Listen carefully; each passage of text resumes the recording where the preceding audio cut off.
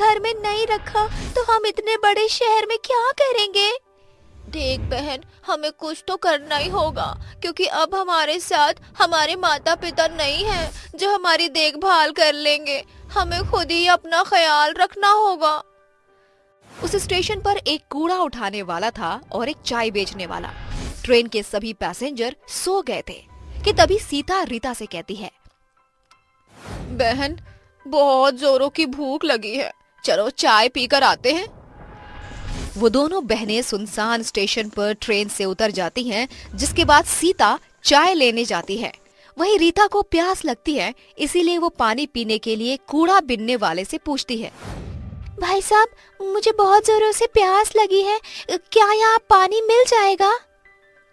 कूड़ा बिनने वाला उसे बहुत ध्यान से देखता है, जिसके बाद वो उससे कहता है, उस कमरे में पीने के पानी की टोंटी लगी है, जाओ पी लो। रीता पानी पीने के लिए उस कमरे की तरफ जाने लगती है कि तभी वो कूड़ा बिनने वाला उसके पीछे पीछे आता है और कमरे का दरवाजा लगा देता है। अरे भाई साहब, ये तुम क्या कर रहे हो? दरवाजा खोलो, मुझे बाहर जाने दो। ऐसे कैसे जाने दूं? पहले वो काम तो कर दूं जिसके मुझे पैसे मिले हैं। क्या चाहते हो तुम? साफ साफ बोलो। रीता बहुत डर जाती है। इतने में वो आदमी एक खंजर निकालता है और उसके दोनों हाथ और उसकी मुंडी काट देता है। रीता वहीं मर जाती है। उसे मारने के बाद वो आदमी चाय वाले के पास जाता है। जब सीता कूड़े बिनने वाले के हाथ में खून से लथपथ खंजर देखती है तो वो डर जाती है, लेकिन तभी पीछे से चाय वाला उसका मुंह दबाकर उसे वहीं ले जाता है जहां उसने उसकी बहन रीता को मारा था। ये तुम क्या क्या कर रहे हो? तुमने मेरी बहन को मार दिया। सीता कुछ कहती इससे पहले उस आदमी ने उसके दोनों हाथ और उसकी मुंडी काट दी। उस दिन दोनों बहनें मर जाती हैं। उनकी मौत क्यों हुई आज तक इस बात का पता नहीं चला।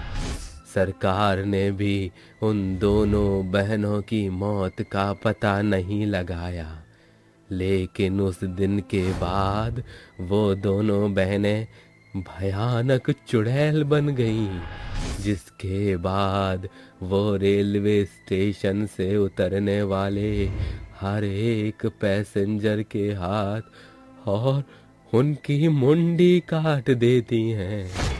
लेकिन अगर ऐसे ही रहा तो वो दोनों चुड़ैल तो कई लोगों को मार देंगी। हाँ बिटिया, मैं जानता हूँ, इसीलिए मैं संबलपुर गांव से शहर जा रहा हूँ जहाँ वे दोनों बहनें जा रही थीं। शायद वहाँ जाकर मुझे उन दोनों बहनों की मुक्ति का कोई रास्ता मिल जाए। वो बूढ़ा आदमी शहर में उन दोनों बहनों के रिश्तेदार यानी उनके चाचा जी के घर जाता है, जहाँ उसे पता चलता है कि उसके चाचा कुछ समय पहले ही गुजर चुके हैं। तभी रीता सीता की चाची उर्मिला उस बूढ़े आदमी से कहती हैं, बाबा, मैं ज्यादा कुछ नहीं जानती, लेकिन अपने पति को हमेशा किसी बात को लेकर परेशान देखा करती थी और मरते समय उनकी जेब से ये एड्रेस मिला था मुझे, शायद आपके किसी काम आ जाए। वो बूढ़ा आदमी उस एड्रेस पर पहुंच जाता है, जहां उसे एक बहुत ही जाने माने तांत्रिक बाबा मिलते हैं, जो उस बूढ़े आदमी से कहते हैं, उन दोनों बहनों की मौत उनके चाचा नत्थू लाल ने करवाई थी। वो चाहते थे कि उनके मरने के बाद गांव की सारी जमीन वो हड़प ले, लेकिन उन दोनों बहनों की मौत के बाद वो दोनों चुड़ैल बन गईं और नत्थूलाल को रेलवे स्टेशन की कहानी पता चली तो उसे डर के मारे हार्ट अटैक आ गया। बाबा, मेरी मदद करो उन दोनों बहनों को मुक्ति दिलाने में। उन्हें मुक्ति नहीं मिली तो वो ऐसे ही सबको मारती रहेंगी। वो बूढ़ा आदमी तांत्रिक बाबा को रेलवे स्टेशन लेकर जाता है और जैसे ही रात के 3 बजते हैं, वो दोनों चुड़ैल सामने आती हैं और जोर जोर से हंसने लगती हैं। चले जाओ यहाँ से, ये रेलवे स्टेशन मेरा है, मैं सबको मार दूंगी। हम तो तुम्हें केवल यहाँ तुम्हारी मौत का कारण बताने आए थे। क्या? हमारी मौत का कारण? तांत्रिक उन दोनों को उनकी मौत का कारण बताता है, जिसे सुनकर वो दोनों रोने लगती हैं। तभी तांत्रिक बाबा उसके चाचा नाथूलाल की आत्मा को बुलाते हैं और इसके बाद नाथूलाल गिड़गिड़ाते हुए दोनों चुड़ैलों से माफी मांगता है। बिटिया, हमका माफ कर दो, हमसे बहुत बड़ी गलती हो गई। मुझे अपनी गलती का बहुत पछतावा है। जैसे मैं इस दुनिया को छोड़कर चला गया हूँ, तुम भी मुक्त हो जाओ। ये सच बात है कि अक्सर अपने ही हमें धोखा देते हैं, लेकिन अब हमारा यहाँ रहना भी ठीक नहीं है। हम दोनों मुक्ति चाहते हैं।